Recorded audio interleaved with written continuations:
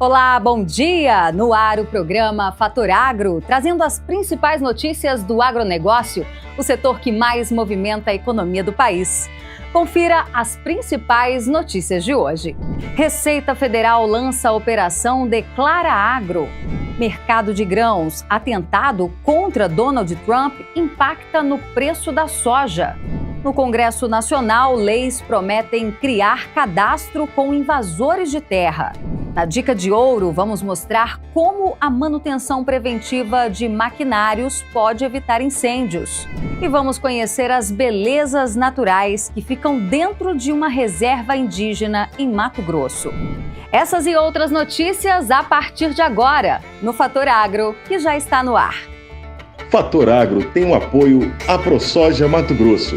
Juntos na lida e na vida.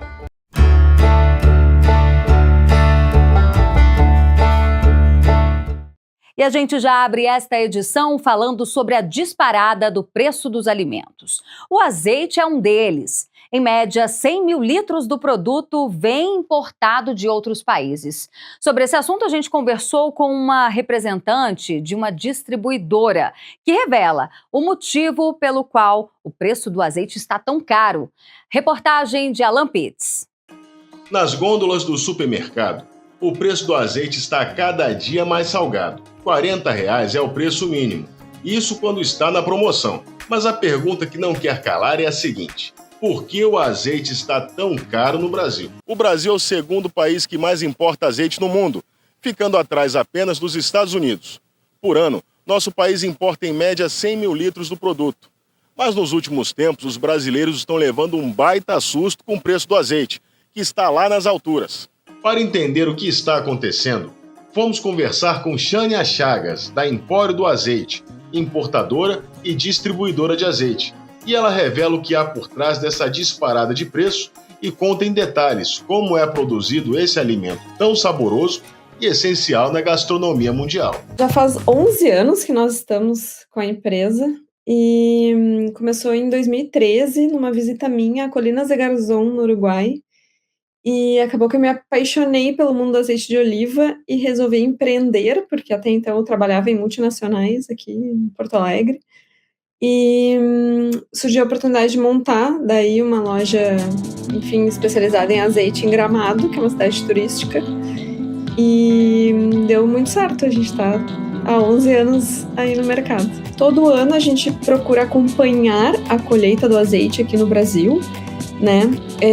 A colheita ela acontece no hemisfério sul, a partir de fevereiro até meados de maio, junho, e no hemisfério norte a partir do final de setembro. Então, dependendo de onde a gente está, a gente acompanha conforme essas datas. Aqui no Brasil a gente vê uma adaptação muito boa nos locais onde estão próximos do paralelo 30, que reflete um pouco a região climática, né, do Mediterrâneo. Então temos algumas variedades que se adaptaram muito bem ao nosso solo aqui. A gente vê também algumas plantações do Espírito Santo, Santa Catarina, São Paulo. Eu diria que é um pouco mais complicado nessas regiões. Ali pela Serra de Minas Gerais também, Serra da Mantiqueira, a gente acaba vendo plantações maiores também e com azeites muito bons. Aqui no Rio Grande do Sul, a colheita já está findando, basicamente. Quem colheu aí os frutos do início da safra já terminou. E a colheita ela acontece no campo, né? Então se colhe a fruta, vai para um lagar. Se a pessoa não tem o lagar dentro da fazenda, ela tem que ir para um lagar de um terceiro. É sempre muito importante conservar essa fruta dentro de uma determinada temperatura. Como a gente está no verão, a fruta ela oxida rapidamente, né? Depois de retirada do pé. Então, logo em seguida, a gente precisa ter esse controle de temperatura dessa fruta, senão ela vai oxidar e vai prejudicar a qualidade do azeite. Portanto, quanto mais próximo o lagar e quanto menor o tempo da colheita até a extração do azeite, melhor, né, para essa qualidade ser mantida. Portanto, a gente hoje tem lagares bastante interessantes aqui no Rio Grande do Sul, grandes também, com um investimento alto em maquinária de alta tecnologia, assim, e azeites muito bons. A gente vê aí pelas competições internacionais que nós estamos no páreo aí dos top 10 dos azeites. A azeitona é uma fruta, é a fruta da oliveira, e o azeite é o suco dessa fruta. A gente acaba não percebendo, né, que a azeitona é uma fruta, né? Ela é uma drupa, ela tem toda a parte da polpa dela, né, e o caroço. Então tudo isso vai ser extraído para a extração desse suco, que é o azeite de oliva. Lagar, na linguagem português, é o local onde se extrai o azeite. A gente tem em italiano, por exemplo, é frantoio. Por exemplo, em espanhol é almaçara. Então a gente tem o local onde é extraído o azeite, aqui se chama lagar. A maioria do azeite consumido no Brasil é importado. Apenas 2% é produzido aqui mesmo, mas a qualidade do azeite brasileiro é reconhecida internacionalmente e o processo do campo à mesa é muito cuidadoso. Depois de colhida, a azeitona vai para o pátio de recepção da fruta, onde é lavada com água, passa por uma esteira e em seguida é triturada, com caroço e tudo. Essa massa que é produzida segue para uma batedeira por 45 minutos. Todo cuidado é pouco para não oxidar. Por isso, controlar a temperatura é crucial durante todo o processo. A massa vai então para uma centrífuga, onde é separada a parte líquida da parte sólida. Aí já começamos a enxergar o azeite de oliva que vai chegar à sua mesa. Mas a pergunta que não quer calar é: por que o azeite está tão caro no Brasil? Hoje a gente chega a ver alta de mais de 50% nos preços dos azeites de oliva importados, e nos nacionais a gente também vai encontrar um aumento dessa safra 2024. Os importados foi porque o país que mais produz azeite no mundo é a Espanha. Teve problemas com estiagem, né, falta de chuva. Então o sul da Espanha, ali na região de Jaén, que é onde produz 50% da produção mundial, eles tiveram grandes problemas aí nas suas plantações, de falta de chuva, e isso acarretou num aumento de preço porque faltou azeite. Além disso, a gente tem as guerras que estão acontecendo ao redor do mundo e que estão dificultando o acesso ao transporte, entre outros insumos agrícolas também, de adubo e etc. Está dificultando bastante a vida dos agrônomos, e a questão de transporte acarretando no custo de transporte. Então, por exemplo, se eu hoje for fazer uma importação da Espanha, todo o meu custo para trazer o azeite para cá ele vai estar maior do que ele estava uns anos atrás. Então, grandes marcas, marcas industrializadas que a gente vê de Portugal e Espanha, que são os supermercados aqui do Brasil, estão passando por esse problema. E aqui a produção nacional, a gente também teve problema de chuva, foi ao contrário. No ano passado choveu muito bem no momento da floração, então a fruta acaba não se desenvolvendo. Nós hoje temos produtores que tiveram zero fruta no seu pomar, pomar de hectares, né? Então, quem conseguiu colher alguma azeitona e produzir um azeite, foi feliz nisso, vai acabar aumentando o preço do produto, com certeza. Hora do nosso giro de notícias.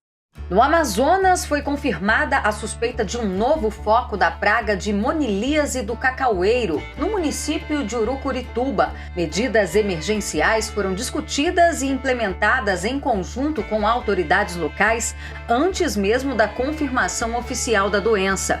Entre elas, a interdição imediata da propriedade afetada para evitar qualquer propagação da praga e técnicas de erradicação, como a proibição de transportar frutos e amêndoas do município afetado para outras regiões. A fiscalização também foi intensificada em pelo menos 10 municípios vizinhos, entre Itacoatiara e Paritins, na divisa com o Pará, que por sinal é o maior produtor de cacau do país e está em plena execução. Termina nesta semana, no próximo dia 24, o prazo para que instituições financeiras encaminhem suas propostas de contratação dos recursos do Fundo de Defesa da Economia Cafeeira, o FUNCAFé, para a safra 2024-2025. Tanto a proposta quanto a documentação exigida para a habilitação devem ser entregues na mesma data. A abertura do prazo para apresentação de propostas é válida exclusivamente às instituições instituições financeiras que firmaram contratos com o Ministério da Agricultura para a operacionalização dos recursos do Funcafé em 2023. Serão firmados termos aditivos aos referidos contratos para alcançar a safra 24-25. Já instituições financeiras que não firmaram no ano passado poderão apresentar suas propostas nos termos do edital de credenciamento, que será publicado oportunamente. Em Rondônia, uma combinação de estiagem prolongada, incêndios florestais e pragas levou à morte de mais de 7.000 cabeças de gado em Roraima, devastando pastagens e colocando a pecuária local em crise. O prejuízo estimado é de 63 milhões de reais, com mais de 54 mil hectares de pastagens destruídos. O levantamento foi feito pelo Instituto de Assistência Técnica e Extensão Rural do Estado, que também realizou mais de 845 diagnósticos preliminares em áreas de produção agropecuária em 10 municípios. Outra preocupação é com a proliferação de pragas, como a lagarta militar e o percevejo das gramíneas, que tem atacado severamente as pastagens, reduzindo ainda mais a disponibilidade de forragem, comprometendo a produção animal. Em fator do atual cenário, o governo de Roraima publicou na última quinzena de junho um decreto emergencial de apoio à pecuária familiar, onde está sendo investido o valor de R$ 1.750 por hectare perdido para serem aplicados na recuperação do pasto e apoio aos pecuaristas. O teto para receber o auxílio é de 5 hectares para cada produtor. A safra de cana-de-açúcar do Brasil já tem mais de 1/3 colhido e o setor sucroenergético do Brasil ainda tenta entender qual será o volume de produção para o ciclo atual. No ano passado, o país atingiu o recorde de 713,2 milhões de toneladas, o maior volume da série histórica, e que, diante deste cenário, a única certeza que se tem é que a produção deste ano será mais baixa. As condições do tempo têm sido favoráveis para o andamento da colheita e a moagem da cana no centro-sul do Brasil. Na segunda quinzena de junho, foram processadas 48,80 milhões de toneladas, ante a 43 milhões no mesmo período do ano passado. No total, a moagem já garantiu 238,40 milhões de toneladas. E na Dica de Ouro, o especialista em mecanização Douglas Rocha, da AGCO Brasil, fala sobre o risco de incêndios em maquinários agrícolas e como prevenir, principalmente nessa época do ano. Um prazer estar falando com vocês, muito obrigado pela oportunidade. No setor agrícola, um setor bastante amplo, né? E muito diverso, tá? O nosso país é muito grande. Falando em incêndio agrícola, né, é um evento que resulta na queima não desejada de um canavial, de uma lavoura de milho ou de soja, enfim, de uma lavoura em si, né? E o incêndio, agrícola, né, são eventos não voluntários, né? Pode-se dar origem de forma interna. O que seria isso? O atrito dentro da própria máquina, o aquecimento dos componentes, vazamento de combustíveis e lubrificantes, né? E tem a parte externa também, que pode resultar no incêndio provocado por condições meteorológicas, né? Ou condições, sim, desconhecidas, muitas vezes próximo de uma estrada, tal, né? E acaba aparecendo um incêndio do nada e você não tem muita noção, né? Principalmente nesse momento que é crítico, e falta de chuva, estiagem prolongada, né? Então, isso acaba por tendo, muitas vezes, uma queima na vegetação próxima de uma estrada, ou queima no próprio pasto. Então, tem que se redobrar a atenção para todas as situações e todas as possibilidades que possam gerar incêndio. Seja ele começando pelo equipamento, né? Ou outras situações, como próximo de estradas, você tem que fazer acero, tanto numa numa área de reserva ou uma lavoura, sempre o agricultor, o proprietário tem que estar atento. Para o operador, né, isso, a recomendação numa operação, a máquina deve sempre permanecer limpa, porque sempre venta, sempre joga palha, né, direciona sobre o equipamento, tá? Então, é obrigatório, é mandatório. Parou, constantemente tem que limpar a máquina. E mesmo durante uma operação, percebeu que está a risco, pare a operação, cheque o que precisa ser feito e vê as condições da máquina e limpe ela se necessário. Pessoas que não têm uma orientação acaba também tendo o hábito, o vício de estar fumando, estar acendendo um cigarro, ou próximo ao abastecimento também está com ele aceso. Então, isso são formas associadas, né, a devir às outras fontes de ignição possível, né? Como eu já falei, alta tubulação, por exemplo, de uma alta temperatura numa tubulação de óleo, curto-circuitos, cabos elétricos desencapados, né? Imagina um cabo elétrico e você com palha ali, e alta temperatura, né? Atrito de partes metálicas. Então, isso tudo proporciona um ambiente altamente propício a incêndio, de uma forma geral, né? Com graves consequências. E quem já viveu incêndio sabe o quanto é danoso, quanto é arriscado. Se ele tem uma frente de colheita, pode estar na frente, pode estar na máquina. Se ele tem várias frentes, ele pode ter uma central, onde ele tem o pessoal do campo, né, possa ter um aparelho que chama termo-higroanemômetro. Esse aparelhinho, ele te dá informações de a temperatura ambiente, a umidade relativa do ar e a velocidade do vento. As dicas nesses 3 parâmetros, você começa a classificar o seu risco, maior ou menor, tá? Por exemplo, temperatura, 33 graus, acima de 33 graus é um fator de risco. Umidade relativa do ar abaixo de 20% dessa umidade e vento acima de 20 km por hora. Quando você começa a associar esses fatores, você começa a perceber o seu grau de risco. Intervalo comercial e na volta a gente fala da operação Declara Agro, que coloca os produtores rurais em alerta. É um minutinho e a gente já está de volta. Fator Agro tem o apoio AproSoja Mato Grosso, juntos na lida e na vida.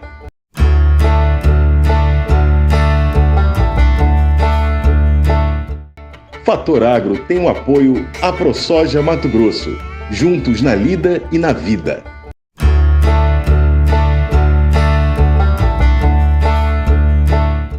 Estamos de volta e a gente fala agora sobre uma operação da Receita Federal lançada ainda no início deste mês e que, por ser uma novidade para os produtores, é preciso ficar atento. Caso contrário, as complicações podem ser significativas. Por isso, a gente conversa agora com o Dr. Luciano Faria, que é advogado tributarista. Bom dia, doutor Luciano. Bom dia, Berenice. Sim, o agro está sendo fiscalizado como nunca esteve antes. Essa operação Declara Agro, que começou inicialmente no Sul, está se estendendo pelo resto do país, fiscalizando esses produtores para entrar em conformidade fiscal. Então, o produtor que não tem uma conformidade fiscal, não declara suas informações de forma correta, de arrendamento, no livro caixa digital, pode sofrer muito com isso, tanto grande quanto pequeno. Essa visita pode ser através de uma carta mesmo para o produtor, chega através de correspondência, ou aquele produtor mais informatizado que tem o seu sistema na Receita Federal, chega a intimação pedindo os esclarecimentos, pedindo para ressaltar alguma informação que o auditor não entendeu no cruzamento de dados, muito bem, intima aquele produtor, intimado esse produtor tem a possibilidade de responder a questão, se tem alguma questão equivocada, alguma informação que não foi colocada, e se não responder, aí que vem a dor de cabeça, se tiver algo equivocado, que é uma possível autuação. Essa operação começou no Sul, com os auditores lá na região Sul, Paraná, Rio Grande do Sul, Santa Catarina, ali por volta de 2022.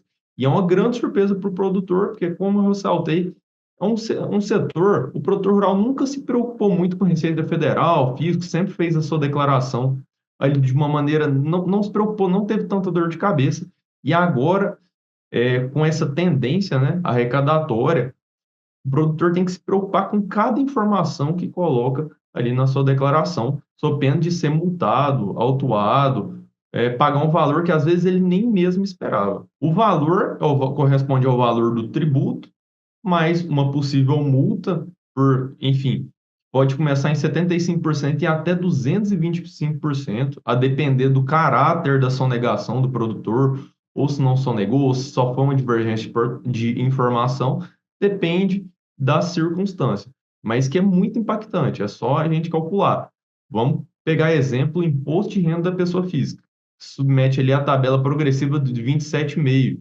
Mesmo com as deduções ali da atividade rural, que diminui esse tributo, se não foi declarado o valor desse tributo, vem com a multa, se o produtor não cumprir com essas conformidades exigidas pela Receita, pode vir uma multa, por exemplo, de 100%, que dobra esse valor, e como é retroativo, tem a questão da correção monetária, dos juros, é um valor que pode acabar com a margem do produtor e isso é uma grande dor de cabeça para o produtor, como eu disse, tanto o grande, tanto o pequeno.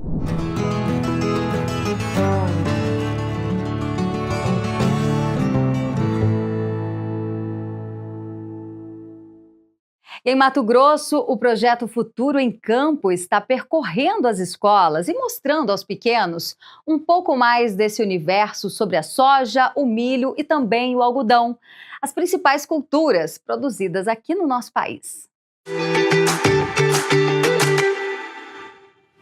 O Futuro em Campo, esse projeto tão bonito da ProSoja, ela chega aqui no núcleo de Marcelândia, um núcleo novo e uma região nova na agricultura.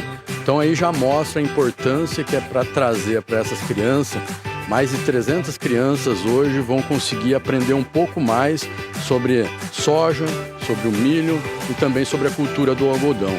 Tudo o que faz isso de benefício não só para a criançada, como para toda a população, né? E também vão conseguir aprender mais sobre os maquinários, como que é usado cada maquinário, como que se usa o armazém. Então, vai só agregar no conhecimento dessas crianças. A ProSoja hoje trouxe um projeto que eu acho um dos mais audaciosos da ProSoja, que é de plantar uma semente na cabeça das nossas crianças. O projeto é Futuro em Campo, trazer as crianças das escolas para vir conhecer a realidade do campo. O que é essa realidade do campo? É mostrar para essa criança do que é feito uma camiseta que sai do algodão, do que é feito uma ração para o cachorro que ele vai dar em casa, que vem do soja, vem do milho. Trazer esse conhecimento para essas crianças, para elas conseguirem saber, não é nada produzido no mercado. Tudo sai lá de uma lavoura, sai de uma produção de uma fazenda, ou que seja uma fazenda grande, uma fazenda pequena, mas tenha a produção que sai de uma fazenda. Olha, realmente a felicidade imensa, né? Ver todas essas crianças aqui saudáveis, prestando atenção, se interessando pelo agro brasileiro. Então, eu acho que é uma iniciativa fantástica da ProSoja. Eu acho que nós temos que fazer isso em todos os municípios. Realmente, essas crianças precisam entender o que o agronegócio faz de bom para o município, para suas famílias, para o Brasil. Quando promove esse tipo de evento, a gente traz a vivência do aluno para aquilo que realmente é, né? Às vezes a gente explica na sala de aula e dentro da sala de aula ele vê num contexto mais de imagens. Quando ele vem para a prática, ele vem para a experiência, ele vivencia de uma forma mais prática e isso traz para ele uma aprendizagem maior e proporciona para ele também uma maneira dele sonhar no futuro, né? De repente querer, né, estudar, fazer uma formação, ter algo que possa contribuir para isso também, né, na vida dele, né? É um momento que a gente está incentivando o futuro das nossas crianças, né? São em visitas como essa que a gente vê o tanto que eles ficam felizes de sair da sala de aula e ver na prática o que se aplica à economia do nosso município, né? Aqui eles estão vendo, como está sendo falado nesse momento, né, sobre o que é produzido de cada matéria-prima, da soja, do milho e do algodão, né? Então eles estão conhecendo os produtos que são feitos a partir da matéria-prima ou até de resíduos dessa matéria-prima. Nós ficamos muito felizes, né, com esse convite da ProSoja em integrar, né, a empresa, a produção, o plantio com a educação, porque nós sabemos que tudo parte da educação. Eu vi assim muita coisa boa, muita coisa legal que eu queria aprender e essa foi a primeira vez que eu aprendi. Eu vi as máquinas, vi tudo. Gostei muito mesmo das máquinas, como faz o algodão, o milho, a soja. Eu achei muito top. Ver as máquinas, como é que funciona tudo, o algodão, como tira a semente, a soja, como é feito as coisas para nós. Olá, vamos ver como é que fica a previsão do tempo para esta semana em todo o Brasil? Bom, a gente começa olhando o mapa de acumulados de chuva nesses próximos 7 dias, chuva que vai desde essa segunda-feira até o próximo domingo. E a gente percebe que boa parte do território brasileiro, nessa área clara do mapa, permanece com o tempo aberto, sem previsão de chuva. Chuvas apenas no extremo norte, entre o oeste e faixa norte do Amazonas, Roraima, faixa norte do estado do Pará, Amapá e no extremo noroeste do estado do Maranhão. Essas chuvas devem ser rápidas, principalmente entre tarde e noite, porém podem vir acompanhadas de raios e rajadas de vento. Também chove na faixa litorânea entre o Rio Grande do Norte até o litoral sul da Bahia, uma chuva passageira de fraca intensidade que não traz problema para a população das áreas atingidas. No sul do Brasil, a gente percebe essas chuvas que aparecem aqui nesse mapa, no entanto, até a próxima quinta-feira, tempo aberto, predomínio de sol e poucas nuvens. Essa chuva que é mostrada pelos modelos acaba ocorrendo a partir de sexta-feira, final de semana, porém sem transtornos também para a população das áreas atingidas. Permanece o tempo quente e seco. Tempo quente e seco que a gente observa aqui no campo de anomalia de temperatura. A gente percebe que grande parte do território brasileiro, nessas áreas em vermelho e laranja do mapa, as temperaturas permanecem bastante elevadas. Em algumas áreas, as anomalias aqui, entre o Rio Grande do Sul, porção oeste da região central do Brasil, podemos ter temperaturas variando de 3 até 8 graus acima da média para o período muito quente e seco. Isso se reflete, inclusive, no campo de umidade. A gente percebe essa grande área em laranja do mapa, umidade baixa, aí, abaixo dos 30%, em alguns pontos podemos ter umidade abaixo dos 20%. Isso acaba impactando a saúde humana, por isso o recomendado é beber bastante líquido, passar protetor solar e, obviamente, baixa umidade do ar, temperaturas elevadas, mantém o risco de incêndios elevados em grande parte dessa região central, chamando atenção também, claro, para a área do Pantanal, aí entre Mato Grosso do Sul e o Mato Grosso, e uma outra área de destaque, aí, principalmente para a região agrícola, é a região do Mato Piba. Temperaturas por lá na casa de 33 graus, umidade do ar também em torno dos 20% e risco de incêndio elevado nesses próximos dias.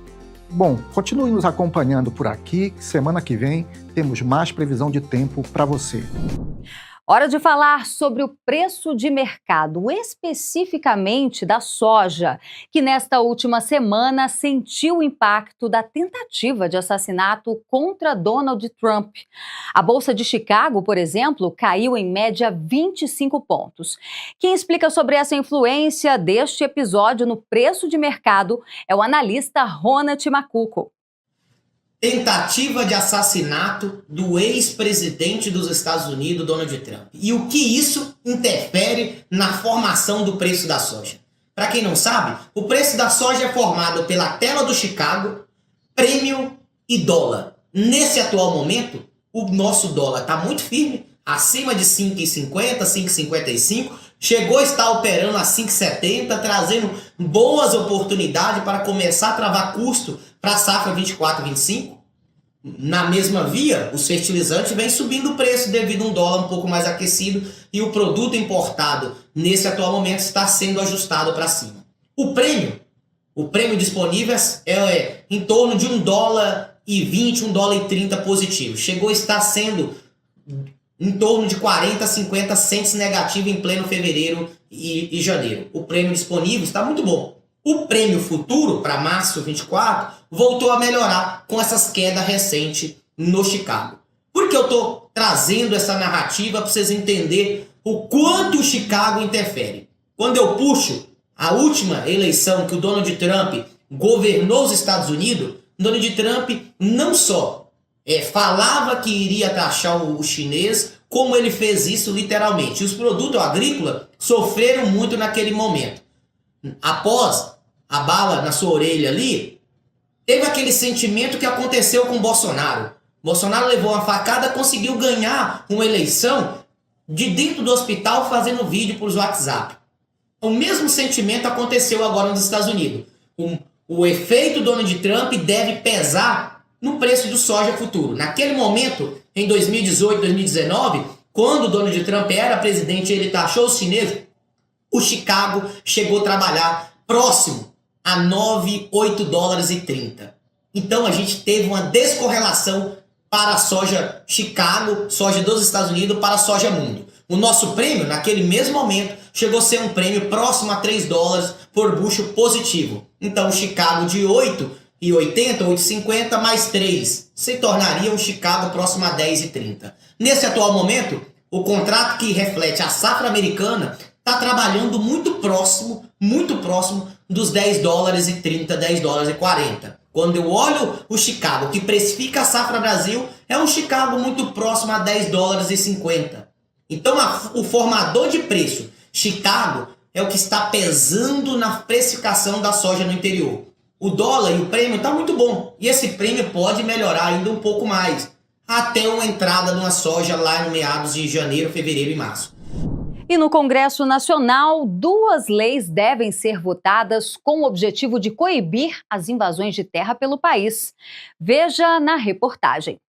Os projetos de lei fazem parte do pacote anti-invasões que foi criado após o fechamento dos trabalhos da CPI do MST no ano passado. As 2 propostas em questão são de autoria dos deputados Rodolfo Nogueira e o deputado André Amaral. O primeiro propõe a criação de um cadastro de invasores de propriedade, com data, local da invasão e endereço. Já o segundo PL a ser aprovado vai permitir que os proprietários possam solicitar força policial para a retirada de invasores, independente de ordem judicial. A Comissão de Constituição e Justiça é considerada uma das mais importantes. Isso porque, caso os 2 projetos, tanto o que cria um cadastro de invasores, quanto a proposta que permite o uso de força policial para conter as invasões, sejam aprovadas aqui, elas seguem direto para a análise final no plenário da Câmara. No Rio Grande do Sul, recentemente, a Assembleia Legislativa aprovou uma lei estadual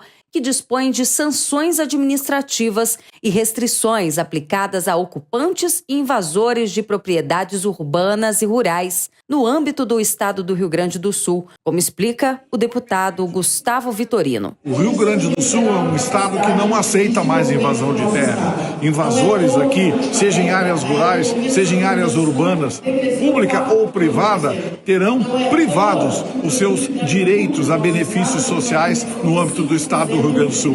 É hora de se dizer um basta para a invasão. E o Rio Grande do Sul dá um salto gigantesco e um exemplo para o Brasil. Agora é lei, a lei que pune invasores em nosso estado. Intervalo comercial e na volta vamos mostrar como o etnoturismo vem garantindo a renda de uma comunidade indígena. Belíssimas imagens que podem inclusive entrar no seu próximo roteiro de viagens. Não saia daí, o Fator Agro volta já. Fator Agro tem o apoio à ProSoja Mato Grosso, juntos na lida e na vida.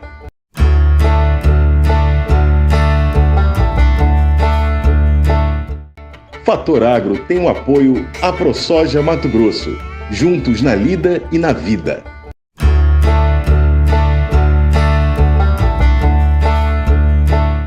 De volta, e a gente embarca agora em uma viagem até o estado de Mato Grosso, onde a nossa equipe foi recebida pela comunidade indígena dos Haliti Pareci.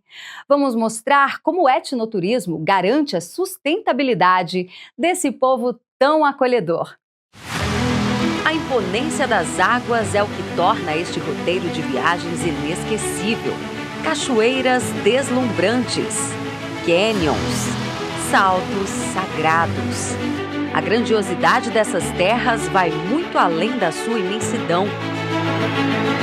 Está nos detalhes mais simples da natureza, na relva que, junto ao sol, fazem uma composição perfeita de cores. Nós estamos aqui na Cachoeira Salto Belo, né, território Utiariti. Estamos aqui a 86 quilômetros da nossa cidade, do nosso município, Campo Novo do Parecis. Nós temos 46 metros de queda, né, 100 de largura, aqui no Rio Sacre. E nesses últimos anos foi uma das cachoeiras mais visitadas, né, do nosso estado. E aqui vem pessoas, né, de outros estados, até mesmo os estrangeiros, né, que vêm apreciar essa belezura que nós temos aqui no coração de Mato Grosso. Uma herança da natureza deixada pelos ancestrais e que hoje garante a sustentabilidade de 5 aldeias por meio do etnoturismo. Quando eles chegam aqui, eles ficam se assustados, né? Que eles chegam aqui e vê realmente que é isso a natureza que está preservada dentro da reserva indígena. Os povos originários habitam esse lugar muito antes do descobrimento do Brasil. A língua de origem é da família Aruaque, que já povoava a América do Sul e Central há pelo menos 3.000 anos. Os guardiões dessa terra são os Haliti Pareci, que em português significa o ser humano verdadeiro. E nós estamos dentro da reserva indígena dos Utiaritis, um dos principais pontos turísticos e lugares mais bonitos da cidade de Campo Novo do Parecis. Por aqui, os indígenas é que fazem todo o trabalho de receber as pessoas que vêm de vários lugares do país.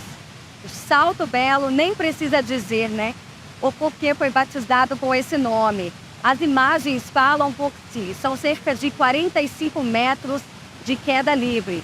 Vale a pena viajar todo esse tempo para chegar aqui.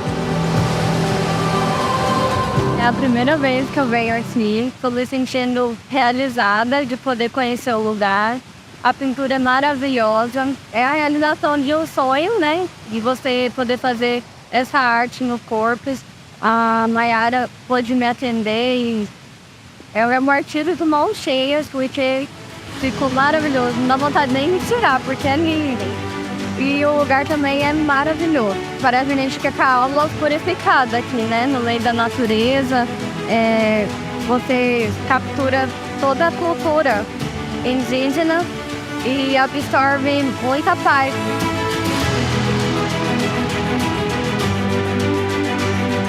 E para conhecer todas essas belezas que o lugar reserva, é necessário mais do que um dia. Por isso, a recomendação é que você aproveite para desfrutar da área de camping que fica na cabeceira do Rio Sagres. A 19 quilômetros dali, outra paisagem de tirar o fôlego. O Salto Utiariti é ainda maior. Tem 96 metros de altura e 6 de largura. O acesso é muito simples, dispensa caminhada. E de carro você chega já na parte de cima da cachoeira. Mas quem quiser aproveitar uma experiência única, é só seguir pela trilha, que dá acesso à parte de baixo, e desfrutar desse espetáculo da natureza. Aqui nós recebemos, né, de pessoas de segunda a segunda, né? E tem aí para acampar, né? Então, para passar o dia, tem uma taxa de R$35 por pessoa. Para acampar, né, tem uma taxa de 55. Tem os quiosques, né, e tem que trazer a barraca e passar o dia aí, né? Esse local maravilhoso que nós temos aqui no coração de Mato Grosso, né? Para essa galera bonita aí do Brasil que quer conhecer, está convidado, né, para passar um dia aqui na nossa casa, no nosso território.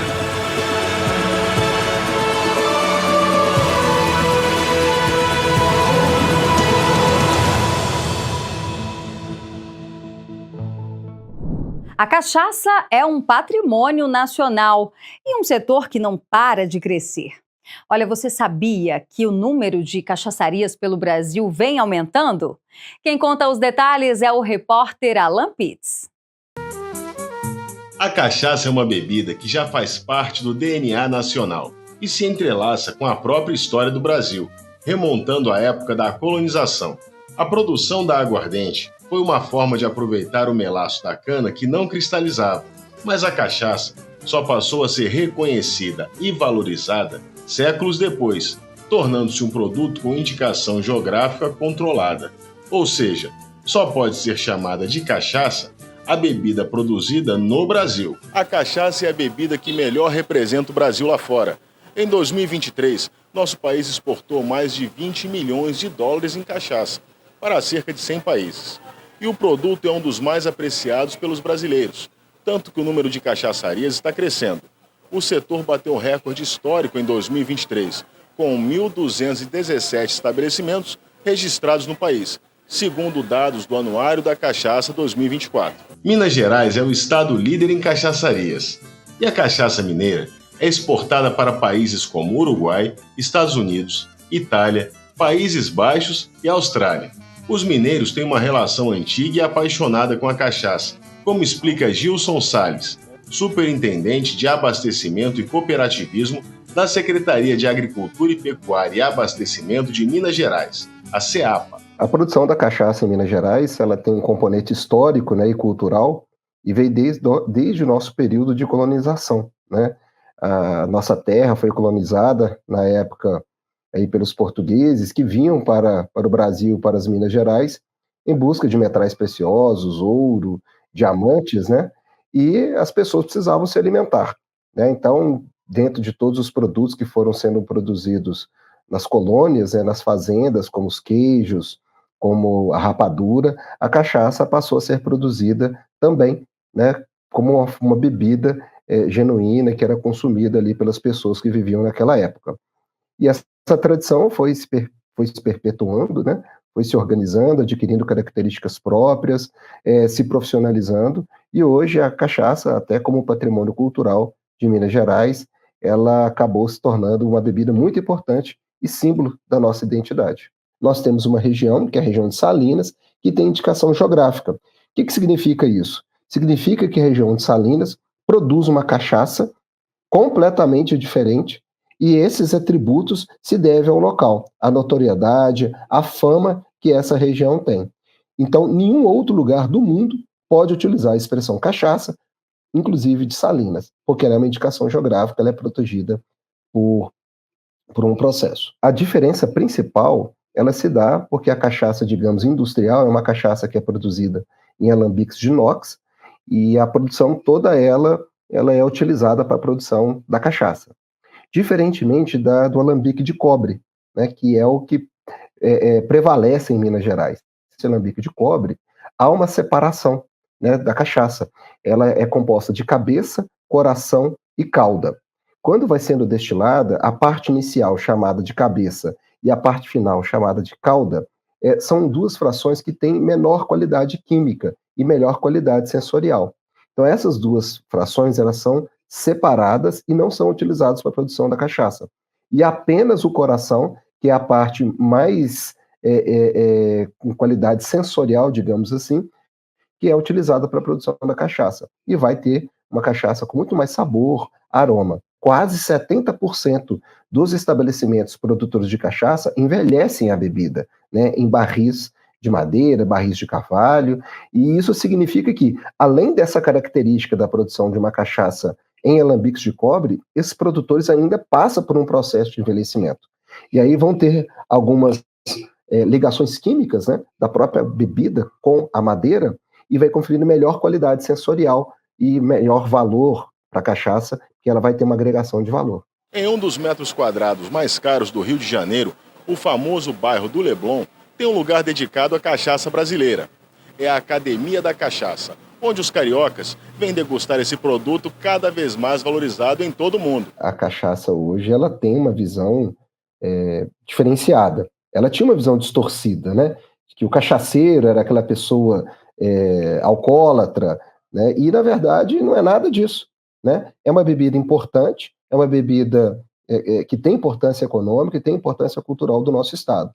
E esse processo, né, o setor conseguiu trabalhar, né, com a junção de vários parceiros, e mostra que hoje a cachaça ela não tem mais esse estigma, né, de que é uma bebida, digamos, vulgar ou de segunda categoria. Pelo contrário, ela é uma bebida importante e hoje o cachaceiro tem orgulho de dizer, né? Eu lembro do meu pai, né, que sempre foi um consumidor e nunca ouvi dessa forma, mas com certeza hoje as pessoas que bebem essa bebida, né, bebem de uma forma muito mais, digamos assim, social, né, participando de receitas gastronômicas, em momentos de degustação, de harmonização com outros produtos.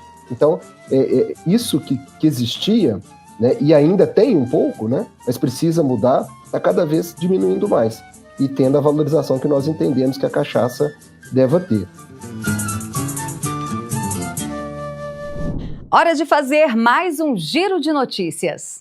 Os preços dos ovos seguem em queda na maioria das praças produtoras do Brasil. Pesquisadores do Centro de Estudos Avançados em Economia Aplicada, CEPEA, da Exalc-USP, explicam que a procura pela proteína está abaixo do esperado pelo setor. O centro avalia que agentes de mercado têm aumentado a concessão de descontos a fim de fechar negócios. O preço do farelo de soja também está em queda. Já no mercado de milho, os valores seguem estáveis.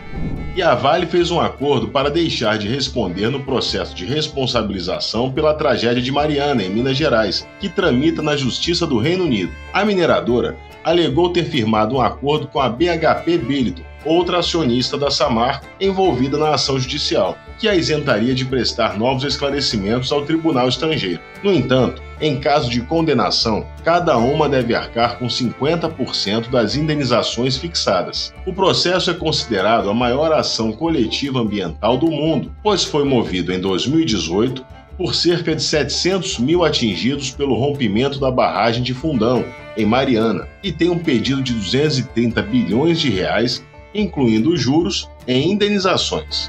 E a empresa Agroninja Bifie, uma startup húngara fundada em 2017, desenvolveu um aplicativo inovador que possibilita aos pecuaristas pesar o gado pelo celular, simplesmente tirando uma foto. Esta ferramenta exemplifica como a tecnologia pode transformar práticas tradicionais, tornando-as mais eficientes e menos trabalhosas. Depois de estrear em alguns mercados, a nova tecnologia está se expandindo para a Grécia, a Alemanha, França, África do Sul, Austrália, Nova Zelândia, Brasil e Estados Unidos. O aplicativo de smartphone possibilita ao produtor determinar o peso do gado com até 95% de precisão, apenas tirando uma foto.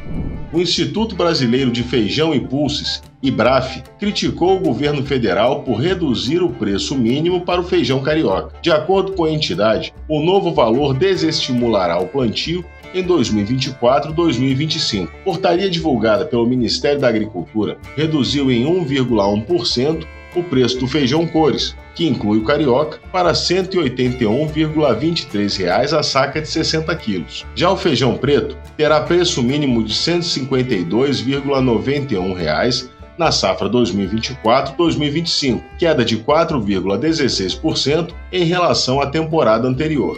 Hora de conferir o que acontece no país na nossa agenda de eventos. Na Agenda Agro dessa semana, destaque para a Cooper Citrus Expo, de 22 a 26 de julho, em São Paulo. Realizada por uma das maiores cooperativas do estado, a feira é reconhecida por ser um importante catalisador de produtores, empresas e especialistas, apresentando inovações e abrindo caminho para parcerias de sucesso.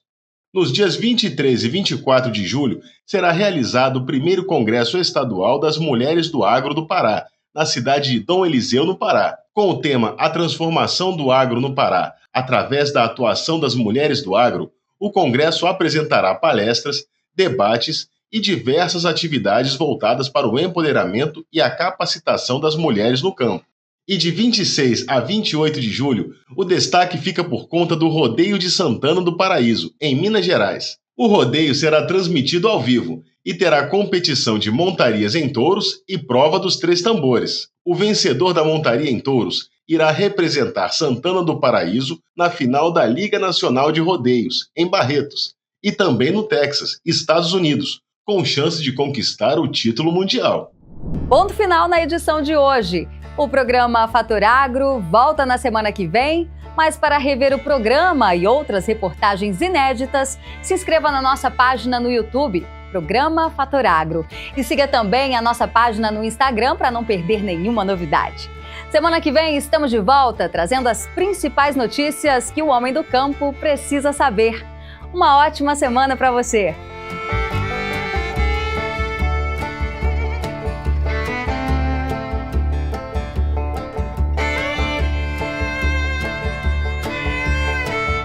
Fator Agro tem o apoio à ProSoja Mato Grosso. Juntos na lida e na vida.